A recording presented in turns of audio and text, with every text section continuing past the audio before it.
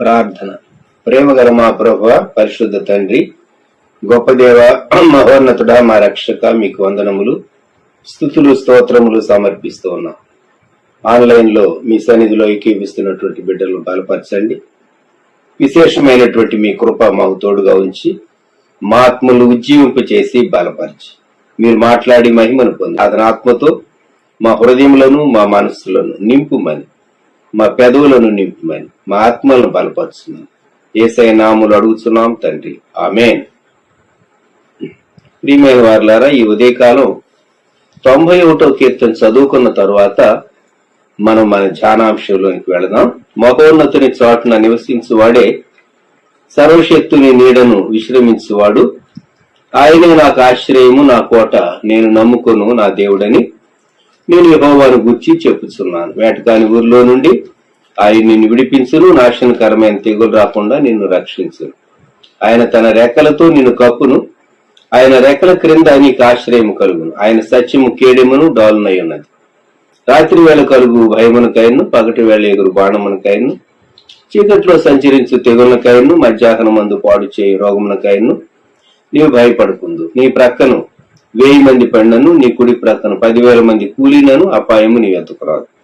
నీవు కనులారా చూచుండగా భక్తిహీనులకు ప్రతిఫలం కలుగు. యెహోవా, నీవే నా ఆశ్రయమని నీవు మహోన్నతుడైన దేవుని నీకు నివాస స్థలముగా చేసుకుని ఉన్నావు. నీకు అపాయమేమీ రాదు, ఏ తెగులును నీ గుడారమును సమీపించదు. నీ మార్గములన్నిట్లో నిన్ను కాపాడటకు ఆయన నిన్ను గూర్చి తన దూతలకు ఆజ్ఞాపించింది. నీ పాదములకు రాయి తగులకుండా వారు నిన్ను తమ చేతుల మీద ఎత్తి పట్టుకొందురు. నీవు సింహములను, నాగుపాములను త్రొక్కెదవు, కొదమ సింహములను, భుజంగములను అణగద్రొక్కెదవు. అతడు నన్ను ప్రేమించుచున్నాడు గనుక నేను అతని తప్పించేదను. అతడు నా నామం ఎరిగిన వాడు గనుక నేను అతని ఘనపరచెదను. అతడు నాకు మొర్రపెట్టగా నేను అతనికి ఉత్తరం ఇచ్చేదను. శ్రమలో నేను అతనికి తోడై ఉండేదను. అతను విడిపించి అతని గొప్ప చేసేదను. దీర్ఘాయువు చేత అతనిని తృప్తిపరిచేదను. నా రక్షణ అతనికి చూపించేదను. ఆమేన్. దేవుని గ్రంథంలో నుండి సామెతల గ్రంథం 18వ అధ్యాయం 24వ వచనం. బహుమంది చెలికాండ్రు గలవాడు నష్టపడును, సహోదరుని కంటెను ఎక్కువగా హత్తియుండు స్నేహితుడు కలడు. సహోదరుని కంటే ఎక్కువగా హత్తుకొనియుండు స్నేహితుడు. ఈ మాట మనం జ్ఞాపకం ఉంచుకున్నాం. అలాగే సామెతల గ్రంథం 27వ అధ్యాయం 10వ వచనంలో నీ స్నేహితునైనను నీ తండ్రి స్నేహితునైనను విడిచిపెట్టకము. 10వ వచనంలో మొదటి భాగం అది. స్నేహితుడు అనేటటువంటి స్నేహము, ఫ్రెండ్షిప్ అనేటటువంటి అంశం నేను కొంత టచ్ చేయాలని ఈ ఉదయకాలంలో ఉద్దేశిస్తూ ఉన్నాను. యేసుక్రీస్తు ప్రభువే స్నేహానికి శ్రేష్టమైనటువంటి మాదిరి.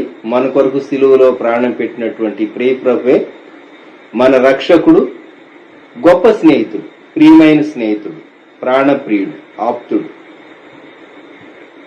అయితే స్నేహం, మనం మనుషులు భూలోకంలో వ్యక్తులతో మనం స్నేహం చేయటానికి ఇష్టపడతాం. మిగిలిన వారితో రిలేట్ అవటానికి మనం ఇష్టపడతాం. మానవుడు సంఘజీవి అని లోకంలో శాస్త్రాలు చెబుతూ ఉంటాయి. Man is a social being. గొప్ప తత్వవేత్త అరిస్టాటిల్ 3 రకాల స్నేహాలు గురించి తాను చెప్పాడు. ఒకటేమో ఉపయోగకరమైనటువంటి స్నేహాలు, ఫ్రెండ్షిప్స్ ఆఫ్ యూటిలిటీ. అవి మనకు ప్రయోజనాన్ని చేకూరుస్తాయి, మేలును చేకూరుస్తాయి.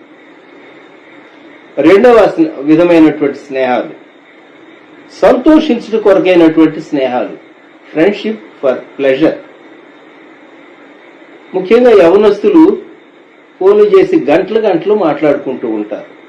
జోకులు వింటూ లేక షేర్ చేసుకుంటూ సర్క్యులేట్ చేసుకుంటూ విపరీతంగా నవ్వుతూ వారు అనుకుంటారు మేము లైఫ్ ఎంజాయ్ చేస్తూ ఉన్నాము అనుకుంటూ ఉంటారు. ఇవి ఫ్రెండ్షిప్ కొరకైనటువంటి, ప్లెజర్ కొరకైనటువంటి ఫ్రెండ్షిప్. మూడవది మేలు కొరకైనటువంటి స్నేహాలు లేక ఫ్రెండ్షిప్ ఫర్ గుడ్. ఇక్కడ ఈ మేలు కొరకైనటువంటి స్నేహంలో రెండు అంశాలు ఉంటాయి. ఒకరినొకరు గౌరవించుకునేవారుగా, మ్యూచువల్ రెస్పెక్ట్ కలిగి ఉండేటటువంటి వారుగా, అవతలి వ్యక్తిలో ఉన్నటువంటి మంచి విషయాలను వారు చక్కగా అప్రిషియేట్ చేసేటటువంటి వారుగా, అడ్మైర్ చేసేవారుగా. So this friendship is based on mutual respect and admiration.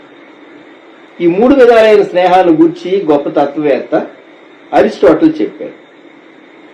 అయితే దేవుని బిడ్డలంగా బిబ్లికల్ వేలో వాక్యానుసారంగా మనం స్నేహితులను ఎలాగూ ఎన్నుకోవాలి, లేక సరైనటువంటి స్నేహితులను ఎట్లు ఎన్నుకోగలం, బైబిల్లో స్నేహితులను గూర్చి వ్రాయబడినటువంటి కొన్ని విషయాలు మనం ఈ ఉదయకాలం ఆలోచిస్తూ ఉన్నాం.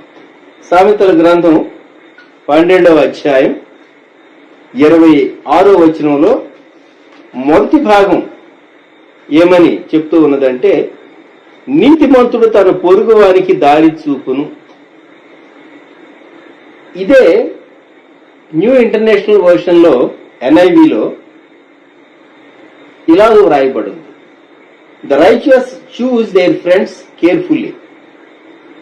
క్రింద ఆ 26వ వచనం రెండో భాగం, భక్తిహీనుల ప్రవర్తన వారిని దారి తప్పిస్తుంది, but the way of the wicked leads them astray అని ఉన్నది. ఆ 26వ వచనంలో మొదటి భాగము తెలుగులో అయితే నీతిమంతుడు తన పొరుగు వారికి దారి చూపునని ఉన్నది, కానీ NIVలో ఇంగ్లీష్లో the righteous choose their friends carefully, తన స్నేహితులను జాగ్రత్తగా ఎన్నుకుంటారు, ఏర్పరచుకుంటారు అనేటటువంటి మాట మనం జ్ఞాపకం పెట్టుకోవాలి. దేవుని గ్రంథంలో సమూయేలు మొదటి గ్రంథం మనం 18వ అధ్యాయం చూసినప్పుడు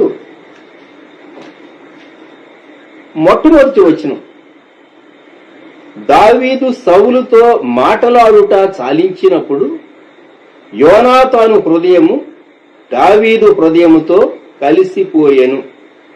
యోనాతాను దావీదును తనకు ప్రాణ స్నేహితునిగా భావించుకొని అతన్ని ప్రేమించాడు.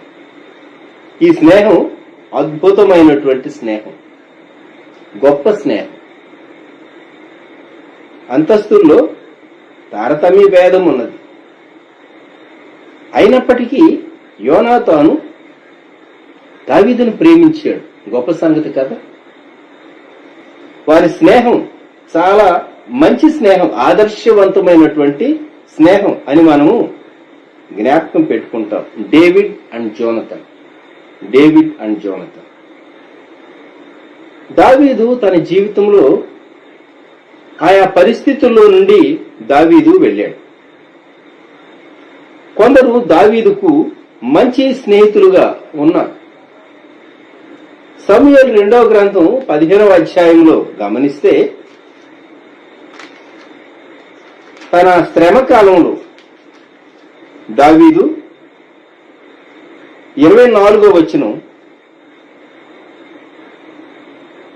2వ సమూయేలు 15వ అధ్యాయం 24వ వచనం, సాదోకును లేవీయులందరూ దేవుని నిబంధన మందసమును మోయిచు అతని యొద్ద ఉండిరి. వారు దేవుని మందసమును దింపగా అబ్యాతారు వచ్చి పట్టణములో నుండి జనులందరినూ దాటిపో వరకు నిలిచాను. అబ్యాతారు దావీదు యొక్క స్నేహితుడుగా ఉన్నాడు. క్రింద 29వ వచనం, కాబట్టి సాదోకును అబ్యాతారును దేవుని మందసమును యెరూషలేమునకు తిరిగి తీసుకుని పోయి అక్కడ నిలిచింది.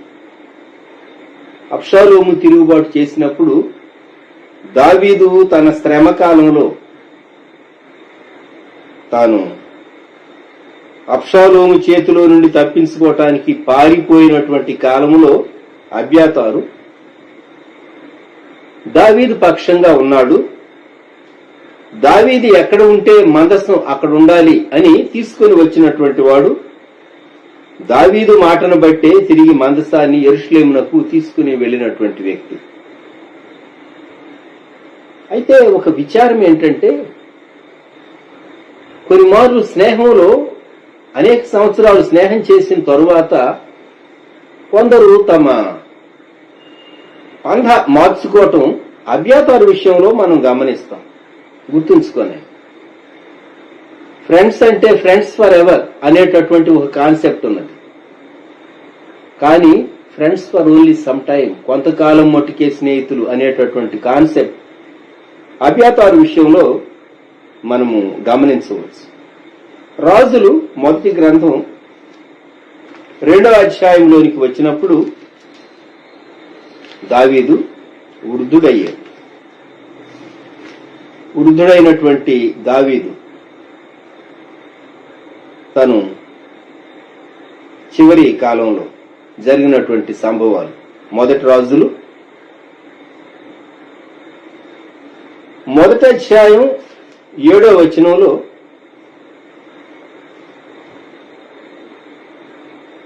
అతడు సెరూయా కుమారుడైన యోవాబుతోనూ యాజకుడైన అబ్యాతారుతోనూ ఆలోచన చేయగా వారు అదోనియా పక్షము వహించి అతనికి సహాయము చేసిరి.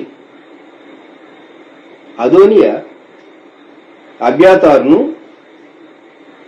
తన తండ్రి నుండి వేరుపరచి తన ఆలోచన విధానం, తాను అధికారంలోనికి రావాలి అనేటటువంటి ఆ తలంపులన్నీ, తనకి ఏం ప్రామిస్ చేశాడో తాను అధికారంలోనికి వస్తే అదోనియా అబ్యాతారుకు ఇస్తానని అబ్యాతారును తన వైపుకు త్రిప్పుకున్నాడు. దావీదు అబ్యాతారుల యొక్క స్నేహంలో గ్యాప్ వచ్చేసేసింది. ఒకప్పుడు అబ్యాతారు దావీదుకి ఎంతో సహాయకరంగా ఉన్నాడు. అయితే తరువాతి భాగంలో అదోనియా చాలా ఇన్ఫ్లుయెన్స్ చేశాడు. దావీదు అబ్యాతారును గురించి చదివిన తర్వాత మొదటి రాజుల్లోనికి వచ్చి 2వ అధ్యాయం 26, 27 వచనాలు చదువుతున్నాం. తర్వాత రాజు యాజకుడైన అబ్యాతారునకు సెలవిచ్చినదేమనగా, అనాతోతులో నీకు కలిగిన పొలములకు వెళ్ళుము, నీవు మరణమునకు పాత్రుడవైతివి గాని నీవు నా తండ్రి అయిన దావీదు ముందర దేవుడైన యెహోవా మందసమును మోసి నా తండ్రికి ప్రాప్తించిన శ్రమలన్నిటిలో శ్రమ నొందుతివి గనుక ఈవేళ మరణశిక్ష నీకు విధింపను. ఈ మాట సొలొమోను చెప్తూ ఉన్నాడు, అబ్యాతారుతో చెప్తూ ఉన్నాడు దావీదు మరణమైన తర్వాత. గమనించండి, అనేక సంవత్సరాలు నమ్మకంగా ఉన్నటువంటి అబ్యాతారు అపనమ్మకస్తుడైపోయాడు. చివరి సంవత్సరాల్లో, దావీదు యొక్క చివరి సంవత్సరాలు, అది చాలా విచారకరమైనటువంటి విషయం. అందుకే క్రింద 27వ వచనం, తరువాత సొలొమోను అబ్యాతారును యెహోవాకు యాజకుడుగా ఉండకుండా తీసివేసెను. అందువలన యెహోవా ఏలీ కుటుంబీకులను గూర్చి షీలోహులో ప్రమాణం చేసిన మాట నెరవేరు. కొన్ని మార్లు దేవుడు ముందుగా ప్రవచనం కూడా చెప్పిస్తాడు. భవిష్యత్తు ఎరిగినటువంటి దేవుడు అబ్యాతారు కుటుంబ పక్షంగా తాను ఏలీ ఇంటివాడైనందువలన తనకు ఏం సంభవిస్తుందో ముందే దేవుడు చెప్పిన ప్రవచనం నెరవేరింది. దావీదు అబ్యాతారు వారి మధ్య ఉన్నటువంటి స్నేహాన్ని గూర్చి, వారి మధ్య ఉన్నటువంటి సంబంధాన్ని గూర్చి మనం పరిశీలనగా చూస్తే ప్రారంభ సంవత్సరాల్లో చాలా నమ్మకంగా ఉన్నటువంటి వృద్ధుడైనప్పుడు దేవుని చిత్తానుసారంగా తాను ప్రవర్తింపక తాను తన స్వంత ఆలోచనను బట్టి అదోనియా పక్షం వహించి సొలొమోను చేత తాను తన స్థితి నుండి రిమూవ్ చేయబడ్డాడు, యాజకత్వం నుండి రిమూవ్ చేయబడ్డాడు అనేటటువంటి విషయం మనకు కొంచెం షాకింగ్ గా అనిపిస్తుంది అబ్యాతారు గురించి స్టడీ చేసిన. అందుకే స్నేహితులను ఎన్నుకునేటప్పుడు మనం కేర్ఫుల్ గా ఉండాలి. కొందరు స్నేహితులు మన జీవితకాల పర్యంతం మనతో ఉంటారు. కొందరు స్నేహితులు కొన్ని సంవత్సరాలు నమ్మకంగా మనతో ఉంటారు. ఆ తదుపరి వారి స్వార్థం కావచ్చు, ఇతర కారణాలు కావచ్చు, వారంత ఫెయిర్ గా మన పట్ల ఉండలేరు. జ్ఞాపకం పెట్టుకోండి. గుడ్డిగా కొన్ని మార్లు మనము వ్యక్తులను నమ్మి మనం నష్టపోకూడదు. అసలు ఎవరైనా ఇద్దరు స్నేహం చేయాలంటే బేసిస్ ఏంటి? వారి అభిరుచులు ఒకే రీతిగా ఉంటే వారు స్నేహం చేయగలరు, కొనసాగలరు. జ్ఞాపకం పెట్టుకోండి, వారి అభిరుచులు. దేవుని గ్రంథంలో మరి పౌలు భక్తుడు తాను చేసేటటువంటి ట్రేడ్ అపోస్తల కార్య గ్రంథంలో మనము గమనిస్తాం. 18వ అధ్యాయంలో పౌలు గారు డేరాలు కుట్టేటటువంటి వాడు. అకుల ప్రిస్కిల్లా వారు ఇటలీ నుండి కొరింథుకు ఫైనల్ గా వచ్చేసేసి కొరింథులో ఉన్నారు. పౌలు గారు అపోస్తల కార్యం 18:1 పౌలు ఏథెన్స్ నుండి బయలుదేరి కొరింథునకు వచ్చి పొంతు వంశీయుడైన అకులను ఒక యూదుని అతని భార్య అయిన ప్రిస్కిల్లను కనుగొని వారి వద్దకు వెళ్ళింది. సో అకుల, ప్రిస్కిల్లా వీరితో పౌలు గారు కలిసి పనిచేసాడని 3వ వచనం. వారు వృత్తికి డేరాలు కుట్టువారు, పౌలు అదే వృత్తి గలవాడు కనుక వారితో కాపురముడని వారు కలిసి పనిచేయచ్చు. కామన్ వర్క్, ఒకే చోట వారు పనిచేసేవారు. ఆ తర్వాత పౌలు గారు వారితో కలిసి ఉన్నాడు. అందుకే కదా రోమీయులకు రాయబడినటువంటి పత్రికలోనికి వచ్చినప్పుడు ఆఖరి అధ్యాయం 16వ అధ్యాయంలో 3వ వచనంలో పౌలు భక్తుడు అన్నాడు, క్రీస్తు యేసునందు నా జత పని వారై ప్రిస్కిల్లకును అకులకును నా వందనములు చెప్పుడి అన్నాడు. నా వందనములు చెప్పుడి. వారు కలిసి జీవనోపాధి కొరకు ఒక జాబ్ చేశారు, ఒక పని చేశారు, ఒక ట్రేడ్ వారు కలిగి ఉన్నారు. మనం కూడా మన జీవితంలో మనతో చదివిన వారు, మనతో ఉద్యోగం చేసిన వారు, ఆ తర్వాతి సంవత్సరాల్లో కొందరితో మనం టచ్ లో ఉంటాం, కొందరితో మనం టచ్ లో ఉండటానికి వీలు పడకపోవచ్చు. అయితే మనం ఎవరితో టచ్ లో ఉంటామో వారు మనకెంతో ప్రోత్సాహాన్ని, సంతోషాన్ని, సంతృప్తిని ఇచ్చేటటువంటి వారుగా కూడా కొందరు ఉంటారు. కారణం ఏంటంటే అభిరుచులను బట్టి, కామన్ ఇంట్రెస్ట్. ఇప్పుడు స్నేహితులైనటువంటి వారు, దేవుని వాక్యం ఏం చెప్తుందంటే థెస్సలోనికైలకు రాయబడినటువంటి మొదటి పత్రిక 5వ అధ్యాయం 11వ వచనం, కాబట్టి మీరు ఇప్పుడు చేస్తున్నట్టుగానే ఒకరికొకడు ఆదరించి ఒకరికొకడు క్షేమాభివృద్ధి కలుగు చేయడి. సో ఒకరిని బట్టి ఒకరికి సపోర్టివ్ గా, నమ్మదగినటువంటి వారుగా ఉండటం స్నేహంలో ఉండేటటువంటి స్నేహ ధర్మం. లేక వారి స్నేహం కొనసాగాలి అంటే క్షేమాభివృద్ధి కలిగించే మాటలే, సంభాషణే, అంశాలే మనం సంభాషించాలి. అంతేకాదు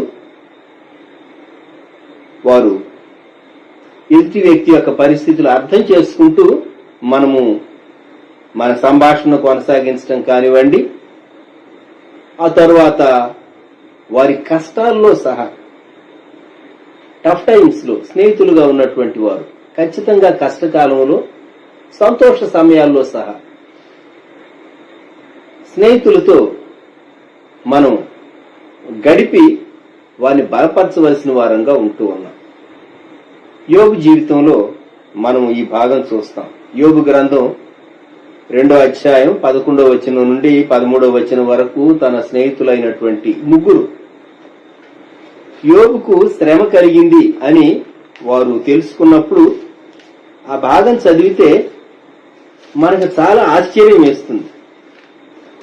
యోబు గ్రంథం 2వ అధ్యాయం 11వ వచనం నుండి తేమానీయుడైన ఎలీఫస్, షూహీయుడైన బిల్దదు, నయామాతీయుడైన జోఫర్ అను 3 యోబు 3 స్నేహితులు అతనికి సంభవించిన ఆపదలన్నింటినీ గూర్చి వినిన వారై అతనితో కలిసి దుఃఖించుటకును అతన్ని ఓదార్చుటకును పోవాలని ఆలోచించుకొని తమ తమ స్థలములను విడిచి వచ్చారు. వారు వచ్చి దూరముగా నిలువబడి కనులెత్తి చూచినప్పుడు అతని పోల్చలేక తమ వస్త్రములను చింపుకొని ఆకాశము తట్టు తల్ల మీద ధూళి చల్లుకొని ఎలుగెత్తి ఏడ్చారు. అతని బాధ అత్యధికముగా ఉండేనని గ్రహించి ఎవరును అతనితో ఒక మాట అయినను పలుకక రేయింబగలు 7 దినములు అతనితో కూడా నేలను కూర్చుంది. ఇటువంటి స్నేహితులను మనం కనుగొనగలమా? 7 రోజులు అలాగూ వచ్చి యోగు దగ్గరగా కూర్చుని బహుశా కాలకృత్యాలు తీర్చుకోవటానికి ఏదో పిడికెడు తినటానికి అలా బయటకు వెళ్లి మళ్ళా వచ్చి కూర్చుని ఉంటారు. ఏం మాట్లాడలేదు. ఎంత శ్రమ! యోగు ఎంత బాధలో నుండి వెళుతూ ఉన్నాడు. టఫ్ టైమ్స్ లో మీతో నిలవబడిన వారే నిజమైనటువంటి స్నేహితులు. జ్ఞాపకం పెట్టుకోండి. కొన్నిసార్లు దేవుని బిడ్డలైనటువంటి వారికి ఒక టెస్ట్, ఒక పరీక్ష దేవుడు రాణిస్తాడు. ఆ పరీక్షలో ఎవరు మీతో నిలవబడతారో వారే మీ నిజమైన స్నేహితులు. ఎవరు తటస్థంగా ఉంటారో వారిని మీ స్నేహితులుగా మీరు లెక్కించలేరు. ఎవరు నిజమైన స్నేహితులు కారో దేవుడు రుజువు చేస్తూ ఉంటాడు. జ్ఞాపకం పెట్టుకోండి. అంతేకాదు, స్నేహితులుగా ఉన్నటువంటి వారు వారి వారి హద్దులు, బౌండరీస్ ఎరిగినటువంటి వారుగా వారు తమ రిలేషన్షిప్ లో మనతో ఉంటారు. ఫిలెమోను పత్రికలో చక్కగా పౌలు గారిని, ఫిలెమోను మనం చూస్తాం. ఫిలెమోను పౌలు యొక్క ఆత్మీయ సహోదరుడు అని చెప్పాలి. ఎందుకు అంటే పౌలు గారు అన్నాడు 19వ వచనంలో, నీ ఆత్మ విషయంలో నీవే నాకు రుణపడి ఉన్నావు అని నేను చెప్పనేలా అన్నాడు ఫిలెమోనుకు రాస్తూ. ఫిలెమోను దగ్గర ఒనేసిము అనేటటువంటి బానిస ఆ ఫిలెమోను ఇంట్లో దొంగతనం చేసి దూరం పారిపోయి తాను రోములో ఉన్నటువంటి పౌలు గారి దగ్గర యేసుక్రీస్తు ప్రభువును అంగీకరించాడు. రోమ్లో కొంతకాలం ఒనేసిమస్ తిరిగి ఉంటాడు. చివరికి ఎక్కడో పౌలు గారు బోధ చేస్తూ ఉంటే, లేకుంటే పౌలు గారిని గురించి వినో మరి పౌలు గారి దగ్గరకు చేరాడు. పౌలు గారి దగ్గరకు చేరినటువంటి ఈ ఒనేసిము యేసుక్రీస్తు ప్రభువును అంగీకరించాడు. అప్పటికి పౌలు గారు హౌస్ అరెస్ట్ లో ఉన్నాడు. అందుకే 10వ వచనంలో, నా బంధకములలో నేను కనిన నా కుమారుడగు ఒనేసిము. ఒనేసిము అనేటటువంటి పేరుకి అర్థం సహాయకరమైన. ఒకప్పుడు పేరుకేమో సహాయకరమైన అని అర్థం ఉన్నది కానీ అతడు నిష్ప్రయోజకుడుగా ఉన్నాడు. అందుకే 11వ వచనంలో అంటాడు, అతడు మునుపు నీకు నిష్ప్రయోజనమైన వాడే గాని ఇప్పుడు నీకును నాకును ప్రయోజనకరమైన వాడాయన. చక్కని ఉపయోగకరమైనటువంటి వ్యక్తిగా, యవనస్తునిగా తీర్చిదిద్దాడు ఒనేసిమస్ను పాల్. అయితే సరిచేయవలసిన సంగతులు ఉన్నాయి. ఒనేసిము వెళ్ళాలి, తన యజమాని ఫిలెమోను దగ్గరకు క్షమాపణ అడగాలి. అంతేకాదు పౌలు గారు తన దగ్గర ఉంచేసుకోవచ్చు.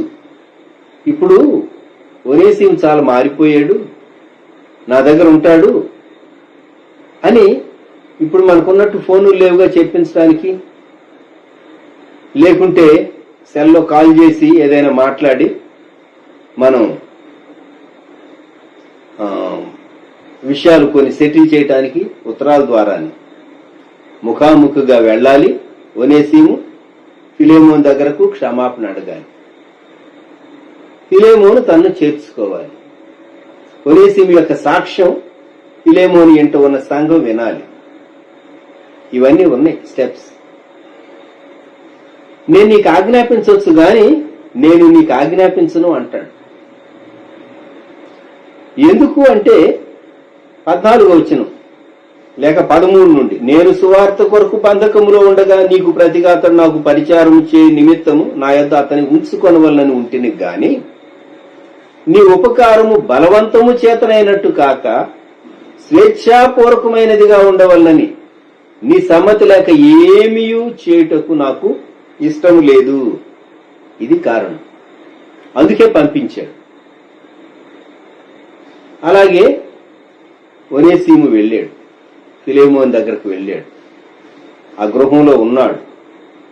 ఆ తర్వాత చర్చ్ హిస్టరీ ఏం చెప్తుందంటే, ఒనేసిము తాను గొప్ప సేవ చేశాడు. ఒక ప్రాంతంలో తాను సంఘ కాపరిగా ఉండి, ఒక బిషప్గా ఉండి తాను సేవ చేశాడు అని సంఘ చరిత్ర చెప్తుంది.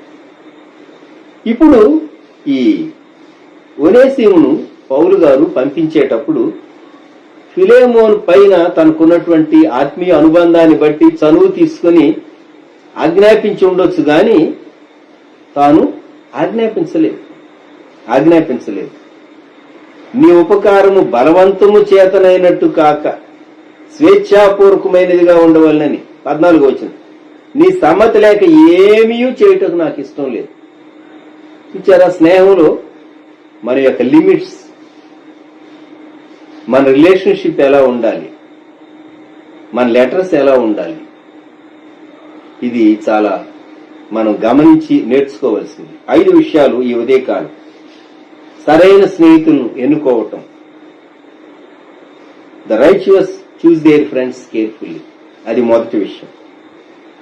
రెండోది, ఒకే విధమైనటువంటి అభిరుచులు. ఏంటవి? దేవుని రాజ్య విస్తరణ కొరకైనటువంటి ఆకాంక్ష, దేవుని రాజ్య విస్తరణ కొరకైనటువంటి ఆశ మనకు ఉండాలి. అలాగే మరి మనం ఇతరులకు సపోర్టివ్ గా ఉండాలి, ట్రస్ట్ వర్దీగా ఉండాలి. ఇతరుల యొక్క, మన స్నేహితుల యొక్క శ్రమలో మనం వారికి కనిపించే వారంగా ఉండాలి. అంతేగాక మన యొక్క అందుబాట్లు ఎరిగి మనం వారితో డీల్ చేయవలసినటువంటి వారంగా ఉన్నాం. ఈ ఉదయకాలం నేను మీకు ఒక అంశాన్ని గుర్తు చేస్తాను. సహోదరులు కె సూర్యారావు గారు, వారి మిస్సెస్ సిస్టర్ జెనిఫర్ గారు, కోవూరు రాజమండ్రి, వారు 1977 నుండి సూర్యారావు గారి వివాహానికి ముందు నుండి నాకు పరిచయస్తులు. వారు ఇక్కడ సుళ్లూరుపేటలో సిండికేట్ బ్యాంక్ లో అసిస్టెంట్ మేనేజర్ గా పనిచేశారు. వారి వివాహం తరువాత వారు కొద్ది కాలం ఇక్కడ ఉన్నారు. ఈ 45 సంవత్సరాలు వారు నాతో మరి స్నేహం కలిగిన వారు, ప్రభువునందు స్నేహం కలిగిన వారు అని నేను చాలా ఖచ్చితంగా చెప్పగలను. సాధు సాల్మన్ గారి ఆత్మీయ కుమారుడు, సాధు గారి యొక్క ఆత్మీయ కుమారుడుగా సోదరులు సూర్యారావు గారు వారు ఎదిగారు. వారు ఇక్కడి నుండి ట్రాన్స్ఫర్ అయి వెళ్లిన తర్వాతగా సహా నిజామాబాద్ కానివ్వండి, వైజాగ్ కానివ్వండి, బిలాస్పూర్ కానివ్వండి, ఫైనల్ గా వారు వర్క్ చేసినటువంటి స్థలం. వారు ఆ దినాల్లో లెటర్స్ రాసేవారు, ఇంగ్లీష్ లో రాసేవారు. అంతేకాదు మరి వారు నేను ప్రభునందు చక్కని సహవాసం కలిగిన వారంగా కోవూరు క్రిస్టియన్ ఫెలోషిప్ ను గూర్చి, అలాగే షారోన్ పరిచర్యను గూర్చి, అలాగే దైవదాసులను గూర్చి అనేక విషయాలు మేము మాట్లాడుకునేటటువంటి వారు. ప్రభునందు మా స్నేహం 45 సంవత్సరాల స్నేహం అని నేను ధైర్యంగా చెప్పగలను. అల్టిమేట్ గా యేసుక్రీస్తు ప్రభునందు ఉన్నటువంటి స్నేహమే అది నిలిచేటటువంటి స్నేహం. Remember, Jesus is our best friend. English లో ఒక చక్కని పాట ఉంది, what a friend we have in Jesus, all our sins and griefs to bear, and what a privilege to carry everything to God in prayer. ప్రీతి గల మన యేసు ఎంతో గొప్ప మిత్రుడు అని ఈ పాట యొక్క తెలుగు అనువాదం. యేసుక్రీస్తు ప్రభు మన గొప్ప మిత్రుడు, స్నేహితుడు. మనం ప్రభువునందు కొంతమంది మంచి మిత్రులను కలిగి ఉంటే ఆధ్యాత్మిక జీవితంలో మనకు సంతోషం ఉంటుంది, సంతృప్తి ఉంటుంది, ప్రోత్సాహము ఉంటుంది. వారు మన ప్రేయర్ పార్ట్నర్స్ గా, ప్రార్థనలో మనల్ని బలపరిచేటటువంటి వారుగా ఉంటారు. వారిని బట్టి మనల్ని బట్టి వారు ఎంకరేజ్ అవుతారు. ఆధ్యాత్మిక జీవితంలో కొనసాగటానికి స్నేహితుల యొక్క పాత్ర ఎంతో గొప్పది. ప్రార్థన. ప్రేమగల మా తండ్రి, పరిశుద్ధ ప్రభ, గొప్ప దేవ, మా రక్షక, మీకు వందనములు, స్తుతులు చెల్లిస్తూ ఉన్నాం. మీరు మా గొప్ప స్నేహితులు, ప్రాణం పెట్టిన స్నేహితులు తండ్రి. మేము యేసుక్రీస్తు ప్రభువును బట్టి ఒకరికొకరం సహోదరులముగా ప్రోత్సాహపరుచుకుంటూ మీ రాజ్యం కొరకైనటువంటి ఆశ, ఆసక్తి కలిగినటువంటి వారంగా మేము ఎలాగూ ముందుకు కొనసాగలము అనేటటువంటి అంశాలు తండ్రి కొన్నిసార్లు మా అనుభవంలో నుండి కూడా మేము పంచుకోవటానికి కృప ఇచ్చేటటువంటి దేవుడు. దేవుని గ్రంథంలో 5 క్రైటీరియా ఫర్ ఫ్రెండ్షిప్ మేము జ్ఞాపకం చేసుకున్నాం. దావీదు జీవితంలో జోనతన్ ఎంతో మంచి స్నేహితుడుగా ఉంటే, అబ్యాతారు మొదటి భాగంలో నమ్మకస్తుడుగా ఉండి రెండవ భాగంలో అపనమ్మకస్తుడుగా తయారైనటువంటి విధానం మేము విన్నప్పుడు, మేము చదివినప్పుడు మేము దాని నుండి ఒక హెచ్చరిక పొందుతూ ఉన్నాం. నిజముగా మేము లోకంలో కొంతమంది యేసుక్రీస్తు ప్రభువునందు మంచి శ్రేయోభిలాషులను, స్నేహితులను, పరిచయస్తుల కంటే ఎక్కువైనటువంటి వారిని కలిగి ఉన్నప్పుడు వారు మాకెంతో సంతోషాన్ని అలాగే సపోర్ట్ను ఇవ్వగలరు, ప్రోత్సాహాన్ని ఇవ్వగలరు, ప్రార్థన పరిచర్య ద్వారా బలపరచగలరు అని మేము గ్రహించడానికి కృప దయచేయండి. యేసుక్రీస్తు ప్రభువారి నామములో ప్రార్థిస్తూ ఉన్నాము తండ్రి, ఆమేన్. మన ప్రభువైన యేసుక్రీస్తు వారి కృపా, దేవుని ప్రేమ, పరిశుద్ధాత్ముని అన్యోన్య సహవాసం సదాకాలం మనకు తోడై ఉండును గాక. ఆమేన్.